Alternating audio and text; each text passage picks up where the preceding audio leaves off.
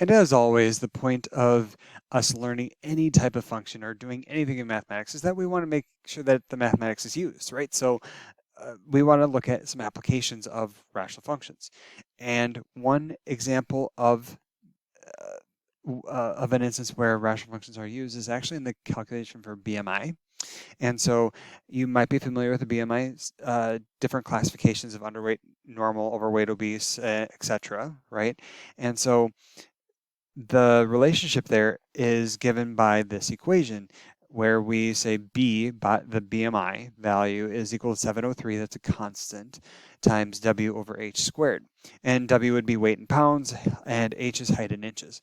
Okay, so it is a multivariable function because it has two variables in it.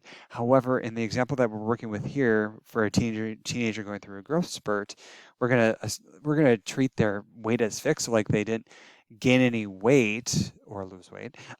They just increase their height. Okay, so for all intents and purposes, this is a function of one variable. Okay, so you could think of it as like B of H is equal to 703W constant times 1 over H squared. That would be another way to think of it. And so part A says, you know, why, like, do we expect the BMI to increase or decrease during their growth spurt? Well, okay, we know that if, mathematically speaking, we're making the denominator a larger number, right? So we're dividing by a larger number.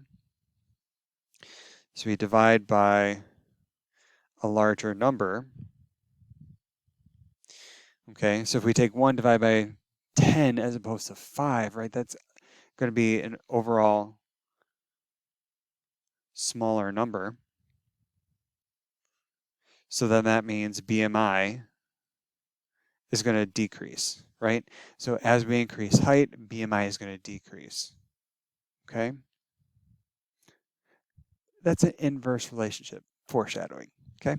So now part B says generate a mathematical model that depicts BMI based on the height for this particular person. Okay? So we just need to say BMI, B, is equal to 703.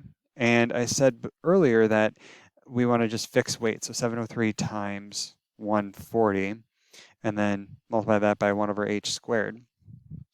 Okay, and then grabbing a calculator and doing like 703 times 140 gives you a big number. We get B is equal to 98,420 times 1 over H squared.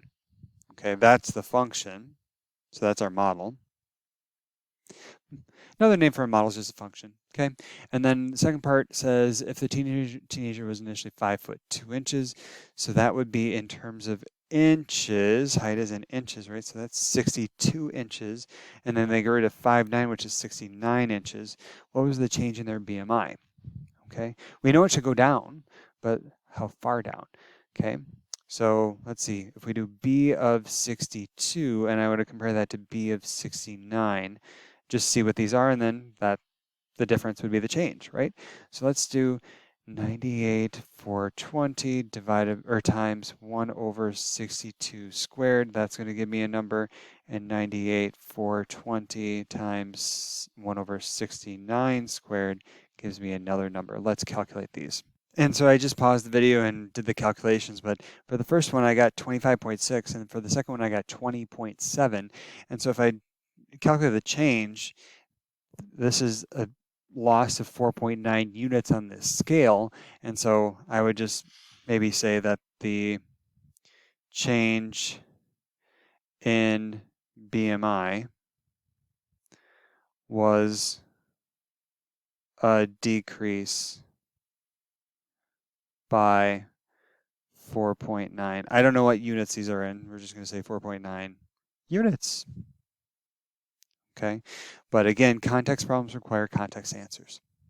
Okay, and then part C says determine the equations of all asymptotes for this function. What do they mean in context? Well, let's see. I need to figure out if I have VAs and HAs. Vertical asymptotes. What are my poles? Where are they? Well, okay, for this particular function, the only pole I get is when H is equal to 0. That's the value that would make the denominator 0, right? So more on that in a moment. I'll interpret them in a moment, but HA is what happens in the long run. So if I compare the numerator degree is 0. There's no variable present there, but the denominator degree is 2. So n is less than m. That gives me a horizontal asymptote at y is equal to 0. Okay, or in this case, y is b. Okay, so now, what do they mean in context? Okay, I'm not going to write this down on here, so you might have to listen, pause me, rewind me, turn captions on, something. For the vertical asymptote, okay, what is this? So h is equal to 0. So if we were to graph this, it would look something like here, and then we'd see a vertical asymptote along the vertical axis, right? This just means like you can't ever have a height of 0. Yeah, that makes sense, right? Because, I mean, there's always something that you can measure if you are a person, right? So you can measure it in some scale, so okay, that's fine. And then for the horizontal asymptote, what does this mean? So this is, if we were again looking at a graph, this would be saying we approach the horizontal axis, a b value of 0. And so what does this mean? This would be a BMI of 0. And so, but again, this is long run. So how I would interpret this carefully, I would say, if height continued to increase without bound, the BMI value would approach 0. So as, in math language, as h approaches infinity, the BMI would approach 0. And that makes sense. Like if you have an infinitely tall person, according to this equation, you divide by a very, very large number, which means you have a BMI of 0. So if you want to have a better BMI, get taller. I don't know if that's the answer, but according to math here, at least that is an answer. So that's how you would interpret them, at least in this context. Okay, realistic or not, we can still think about what they mean. All right.